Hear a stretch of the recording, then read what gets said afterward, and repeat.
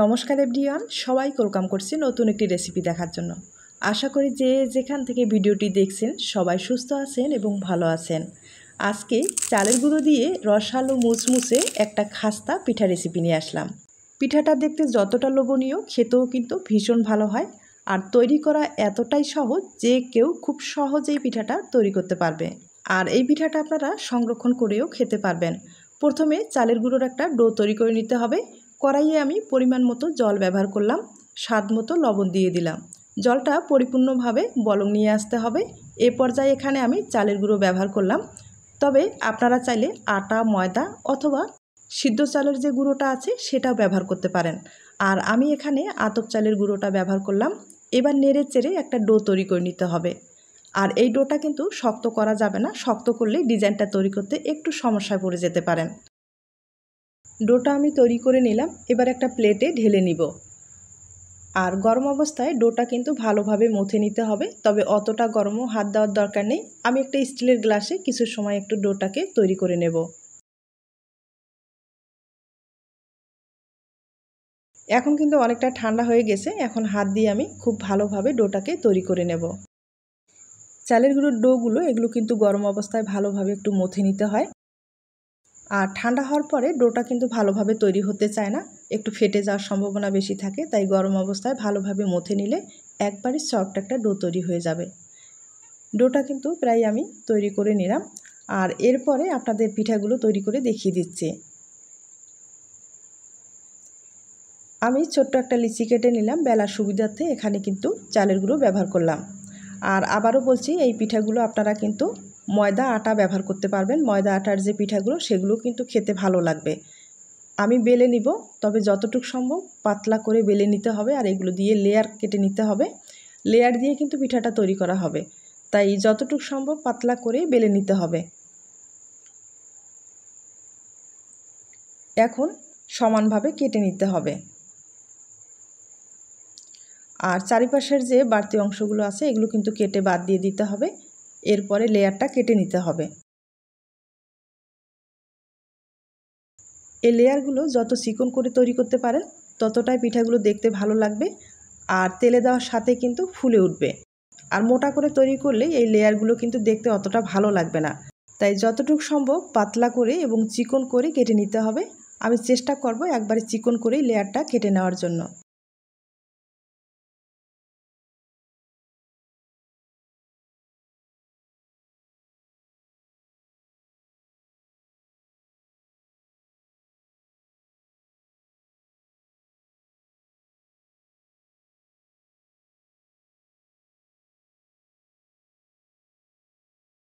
লেয়ারগুলো কেটে নেওয়া হয়ে গেছে। এবার একটা একটা করে কিন্তু আলাদাভাবে রাখতে হবে।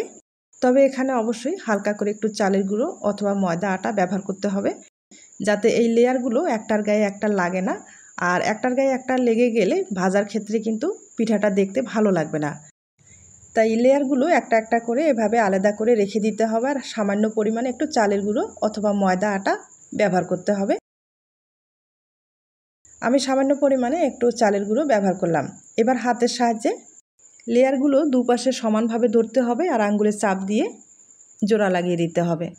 আর এই কাজটা কিন্তু একটু সমানভাবে করতে হবে যাতে দেখতে ভালো লাগে। আর বাড়তি যে অংশগুলো সেগুলো কিন্তু কেটে আমি বাদ দিয়ে দিলাম। দেখতেই পারছেন কতটা সহজে কিন্তু পিঠাটা তৈরি করা যায়। আমার কাছে ডিজাইনটা কিন্তু দেখতে ভালোই লাগছে, আপনাদের কেমন লাগছে জানি না। আর আমার মনে হয় ঝটপট এই পিঠাটা আপনারা তৈরি করতে পারেন। দেখতেই পারছেন কতটা সুন্দর হয়েছে।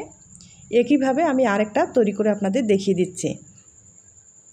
আমি আবারও বলবো, যতটুকু সম্ভব পাতলা করে বেলে নিতে হবে।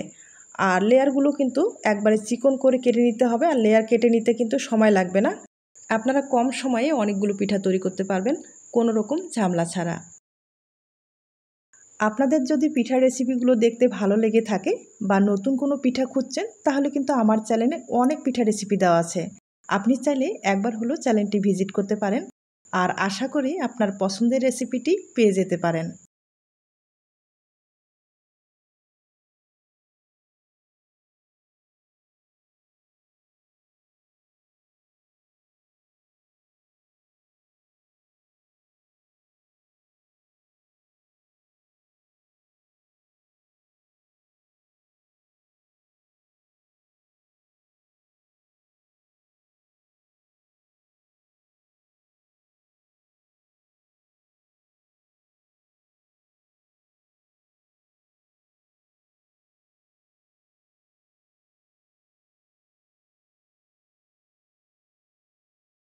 পিঠাটা আমি তৈরি করে নিলাম, দেখতেই পাচ্ছেন কতটা সহজভাবে পিঠাগুলো তৈরি করা যায়।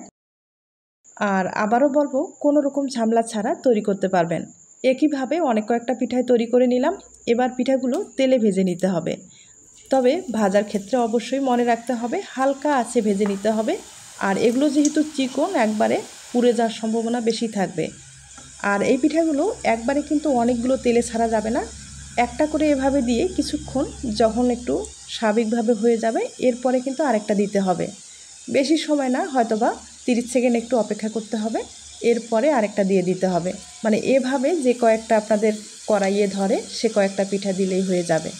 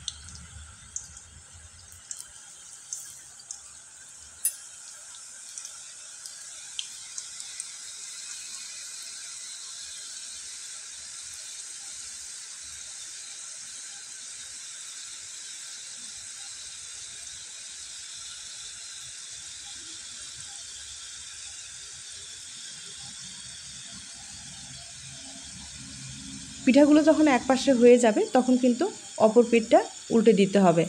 তবে সাবধানে এই কাজটা করে নিতে হবে, আবার ভেঙে যাওয়ারও সম্ভাবনা বেশি থাকবে, তাই হালকা করে ধরে কিন্তু উল্টে দিতে হবে।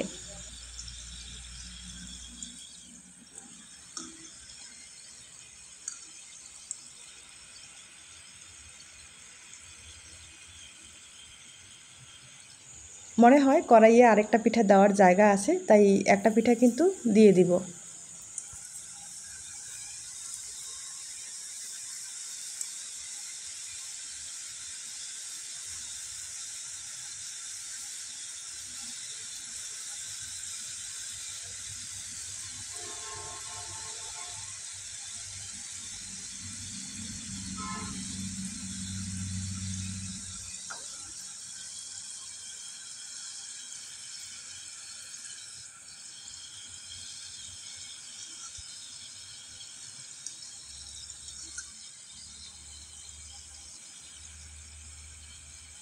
এই পিঠাগুলো একটু সময় নিয়ে হালকা আঁচে ভেজে নিতে হবে।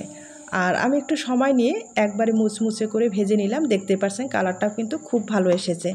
এখন পিঠাগুলোকে তুলে নিতে হবে।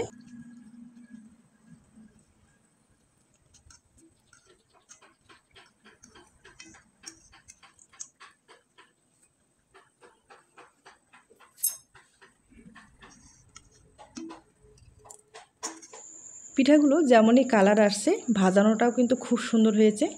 তবে আবারও বলবো, ধৈর্য সহকারে এই কাজটা কিন্তু করতে হবে, তাহলে কালারটাও খুব সুন্দর আসবে, ভাজানোটাও একবারে মুচমুচে হবে। এবার বাকি যে পিঠাগুলো আছে সেগুলো কিন্তু আমি একইভাবে ভেজে নিব।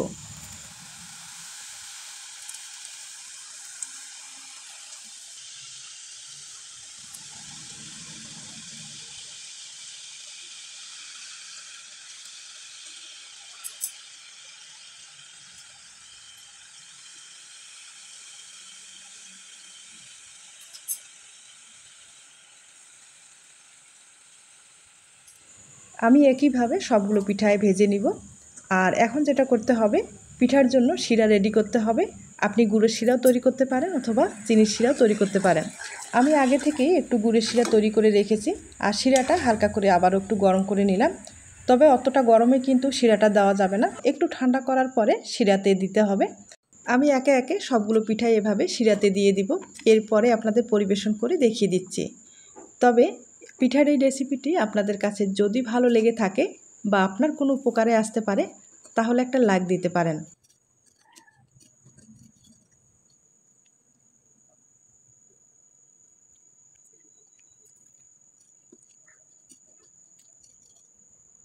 এই পিঠাগুলো ভেজে নেওয়ার পরে শিরাতে যখন দেবেন তখন দেখতে কিন্তু ভীষণ ভালো হয়।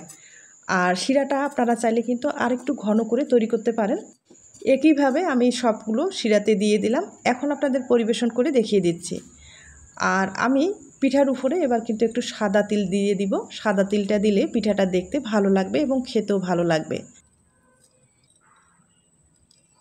আর দেখতেই পাচ্ছেন শিরাতে দেওয়ার পরে পিঠাটা দেখতে কতটা সুন্দর হয়েছে। এবার আপনাদের ভেঙে দেখিয়ে দিচ্ছি। এই পিঠাগুলো এখন 7 দিন পর্যন্ত সংরক্ষণ করে খেতে পারবেন। আর মুসমুসে যে ভাবটা সেটা কিন্তু রয়ে যাবে, কমতি থাকবে না। আর দেখতেই পাচ্ছেন পিঠাটা যতটা লোভনীয়, খেতেও কিন্তু ভীষণ ভালো হবে। আর এই পিঠাগুলো এতটাই মুসমুসে হয়ে থাকে, হয়তোবা শব্দ শুনে বুঝতে পেরেছেন। তবে আবারও রিকোয়েস্ট থাকবে, যদি রেসিপিটি ভালো লেগে থাকে অবশ্যই কিন্তু বাড়িতে একবার হলো তৈরি করে দেখবেন। আজ তাহলে এ পর্যন্ত, নতুন কোনো রেসিপির সাথে আবার দেখা হবে। নতুন রেসিপির জন্য সবাইকে আমন্ত্রণ রইল। সবাই ভালো থাকবেন, সুস্থ থাকবেন এবং নিরাপদে থাকবেন।